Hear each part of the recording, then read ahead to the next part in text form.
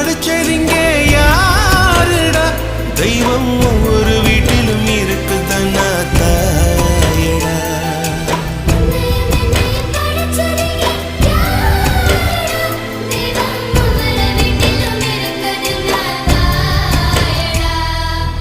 ஆசைப்பட்ட எல்லாத்தையும் காசிருந்தா வாங்கலாம் அம்மாவை வாங்க முடியுமா